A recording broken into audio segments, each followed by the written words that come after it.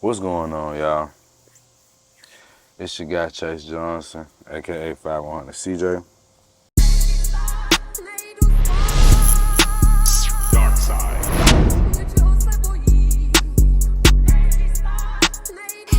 So, this is another episode of Porch Talk.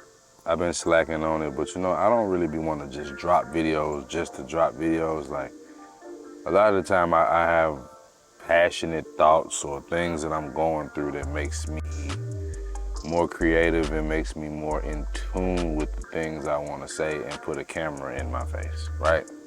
So I don't like to just record for the sake of recording. I do that with my other platform, sort of, but it's more centered around other people, so it's easier. But that platform is called The Heart of Culture. Make sure you check it out.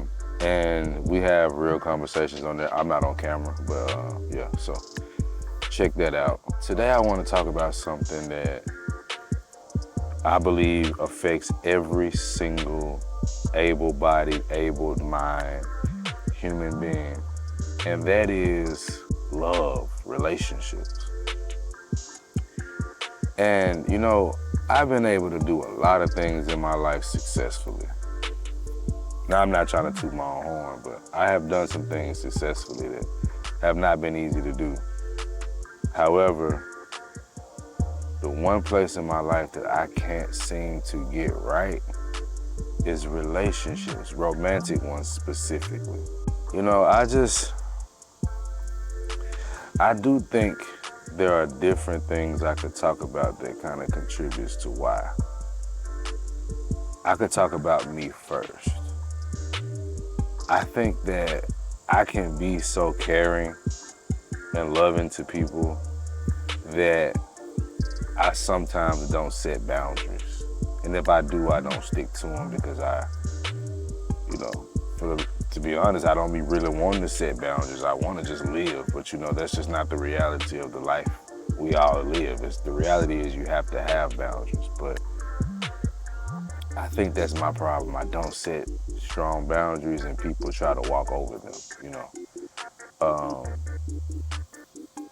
Another problem I think is that this is not the climate for true relationship, true companionship, true leader and submissive and people that are trying to build something. The climate is just not super conducive.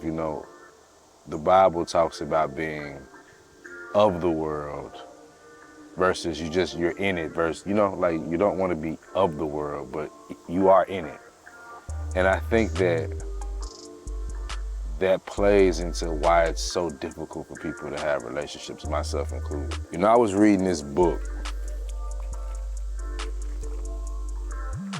The water's good. I'm on a fast right now too. For 24 hours, I'm drinking nothing but water. No food, no fruit, no nothing, just water. But I was reading a book of The Courage to Be Disliked. And it's based off of I think he's a psychologist, Adler. I can't remember his first name right now. But he was one of the more respected psychologists back in his time. In this book, the main premise of this book is that every problem is interpersonal relationships problems. Now, there were things in the book I didn't agree with, but that was one that when I really sat back and thought about it, it made sense to me. Like, everything we do is based off of some kind of a relationship that we have with some person, right? Or some entity, or some position, or some responsibility. But all of those things are tied back to relationships.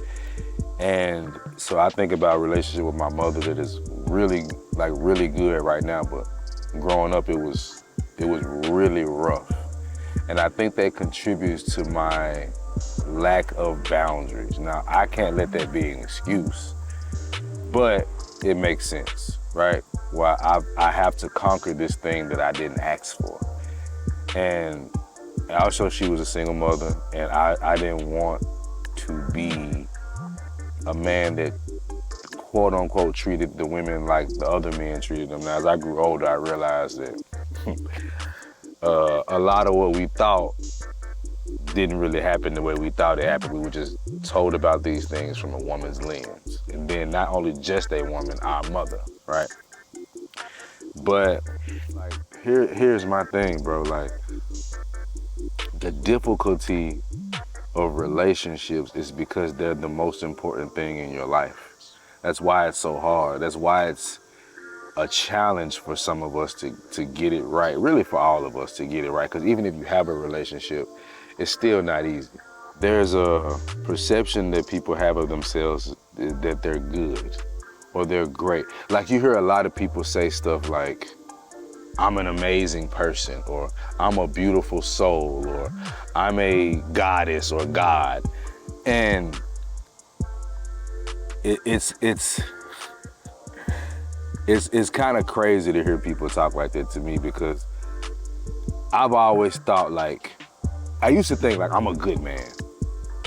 But the reality is I realize I'm a decent man. Like, I've done some things in my life that have not been good, have some been horrible. Like, some things I just really won't speak on to the average person because it's that bad.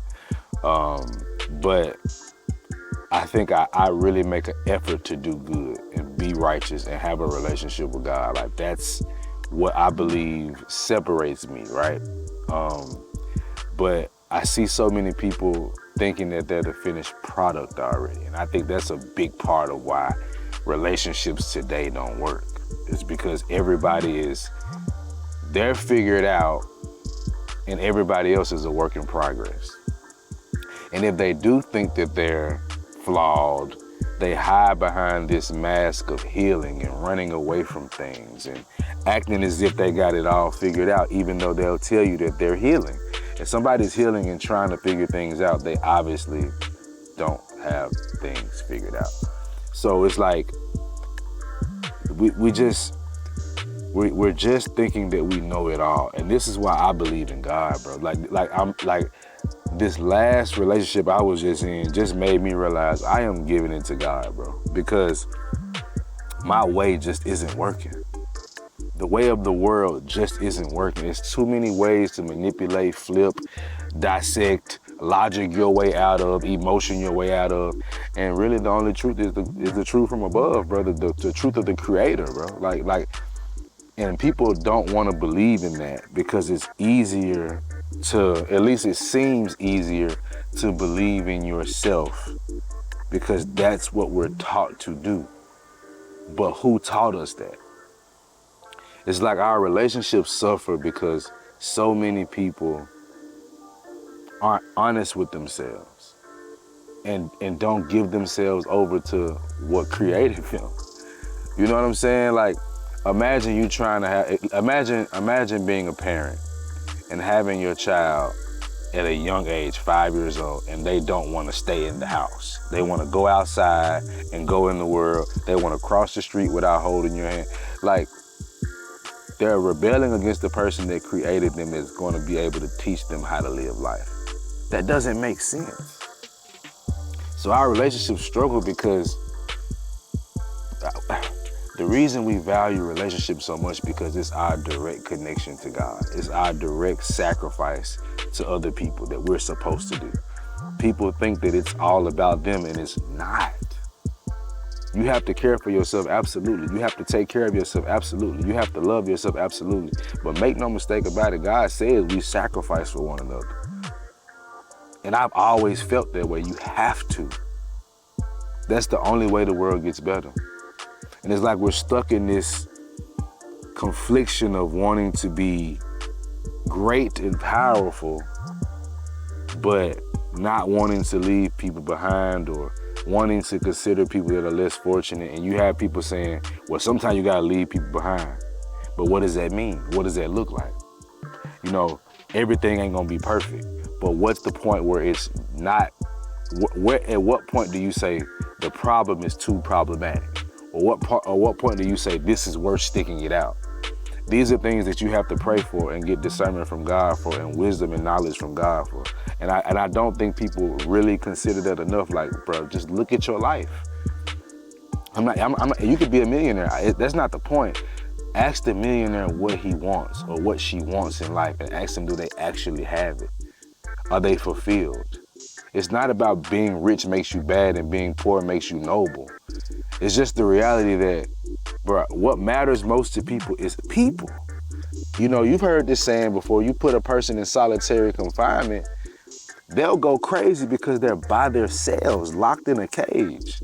People need people. We need relationships. The way we view ourselves are based off of the relationships that we have to a certain extent. And this is why relationships matter to us so much, because it literally is a part of defining us, because we're all connected. We're the human family. And I don't think we consider that enough. But I'm stepping off my soapbox. So make sure you hit the like button, the subscribe button, hit the notification bell so you get all of my content as soon as it drops. And you know, I've said I'm going through something right now. A relationship I had, sort of a relationship I had for about 5 to 6 months didn't work. And that's difficult, you know what I'm saying? But I have to accept that it didn't work. It's just, now I'm trying to understand where I fell short. Not as far as what I didn't do for her, but what did I do for myself? What didn't I understand? What mistakes did I make? And I'm trying to do that. I could talk about her all day, but that's really not relevant at this point. What's relevant is what I'm doing and what I didn't do and what I need to do. So if you look at relationships from that standpoint, I believe if you do that and you form a relationship with God to get those answers, you will have what it is you seek, that we all seek. And that's a family, that's love, that's commitment, that's camaraderie, that's connection.